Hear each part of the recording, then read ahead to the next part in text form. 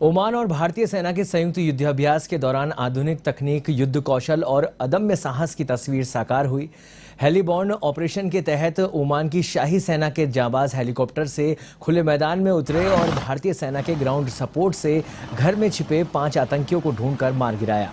अल नहाज 4 नामक यह युद्धाभ्यास यूएन मिशन के तहत भारत और ओमान के बीच इन दिनों महाजन फील्ड फायरिंग रेंज में चल रहा है, जिसका आज समापन होगा।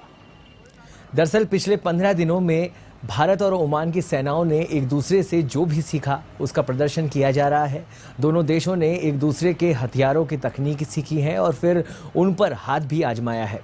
रेंज में कहीं तोपें गरज रही है तो फायरिंग की आवाज़ आ रही है। महाजन फील्ड फायरिंग रेंज में प्रदर्शन के लिए चिड़ासा गांव बसाया हुआ है। वहीं अभ्यास के दौरान भारत के युद्ध हेलीकॉप्टर, टैंक और रडार तकनीक के बारे में भी जानकारी दी गई। भारतीय जवानों ने बताया कि किस तरह से क्षमता से ज़्यादा दूरी तक वार करके दुश्मनों को उड़ाया जा सकता है। भारत ओमान के बीच ये चौथा युद्ध अभ्यास है, वहीं जिसमें 2 ओमान में हो चुके हैं। भारत में भी एक पहले ही हो चुका है। और इस खबर पर अधिक जानकारी के लिए हमारे साथ जुड़ गए हमारे सहयोगी बीकानेर से के सिंह। ओमान और भारतीय सेना के बीच में जो युद्ध अभ्यास है, आज उसका समापन हो गया है और किस तरह का पूरा युद्ध अभ्यास रहा, क्या कुछ अपडेट था, इसे लेकर बताएं। जी देखिए, आपको बताना चाहूंगा कि यह युद्ध अभ्यास अपने आप में एक तरह से भारत और ओमान की सेना का संयुक्त युद्ध अभ्यास था और इसमें तकनीकी, युद्ध कौशल और अदम्य साहस की तस्वीर देखने को हमको मिली। हेलीबॉर्न ऑपरेशन के तहत ओमान की शाही सेना के जाबाज हेलीकॉप्टर से खुले मैदान में उतरे भारतीय सेना के ग्राउंड सपोर्ट से घर में छिपे 5 आतंकियों को ढूंढकर मार गिराना एक बड़ा नजारा देखने को मिला। यह सभी अल नजाज 4 नामक युद्ध अभ्यास यूएन मिशन का, जो भारत और यूएन मिशन का यह एक भारत और ओमान के बीच इन दिनों बीकानेर के महाजन फील्ड फायरिंग रेंज में यह अभियान एक तरह से कहा जा सकता है युद्ध अभ्यास चल रहा था।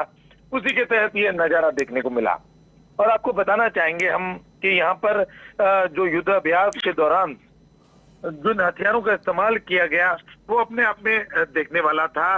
इस युद्ध अभ्यास में भारतीय सेना ने 7.62 mm सौर अल्साइट राइफल और अगर हम बात करें तो कई मोर्टार और इसके अलावा अब कई प्रकार की रॉयल आर्मी ने भी 5 mm स्टार की कुछ ऐसी जो गन का इस्तेमाल किया जो कि अपने आप में देखने लायक थी।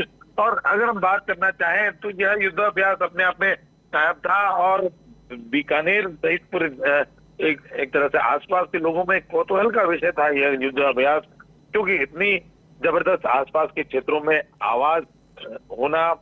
उसके अलावा अगर हम बात करें, यह युद्धाभ्यास कुल मिला के 3 चरणों में पूरा हुआ और आज यह पूरी तरह से कंप्लीट हो चुका है और बड़ा युद्धाभ्यास कहा जा सकता है, क्योंकि हेलीकॉप्टर का नीचे उतारना और उसको सपोर्ट करना, इंडियन सैनिक को अपने आप में एक ऐसे सैन्य अदम्य एक साहस को दिखाना यहाँ पर देखने को मिला। जी क्योंकि जी एक बड़ी बात यह है कि इस तरह के जब युद्ध अभ्यास होते हैं तो उसका कोई ना कोई प्रयोजन होता है। चाहे अभी जैसे कि चीन ने युद्ध अभ्यास किया तो कहीं ना कहीं एक पूरे विश्व में दबाव बनाने की स्थिति उन्होंने देखी गई।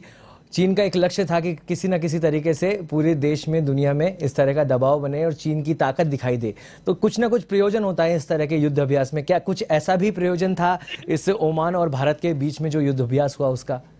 जी देखिए, आपको भारतीय और ओमान सैनिक का जो युद्धाभ्यास जो था, उस युद्धाभ्यास की खास बात यही कही जा सकती है कि भारत के इन दिनों इंडो पाक बॉर्डर पर टेंशन का माहौल जो चल रहा है और पाकिस्तान कुछ ऐसी हरकतें कर सकता है, आतंकी हरकतें कर सकता है, उन सब चीजों को देखते हुए इसी तरह चाइना बॉर्डर पर भी कुछ हलचल इस तरह की चल रही है, वहां पे भी कुछ ऐसी एक्टिविटी देखी जा रही है, जिन सबके चलते ही एक तरह से ये यूएन मिशन का जो युद्धाभ्यास है, उस युद्धाभ्यास का मकसद यही माना जा सकता है कि कहीं ना कहीं भारत के जो सैनिक हैं वो और पावर में आने के साथ और ताकतवर होने के साथ पाकिस्तान और चाइना जैसे दुश्मन देशों को मुंह तोड़ जवाब दे पाए। जी धन्यवाद के इस तमाम जानकारी के लिए।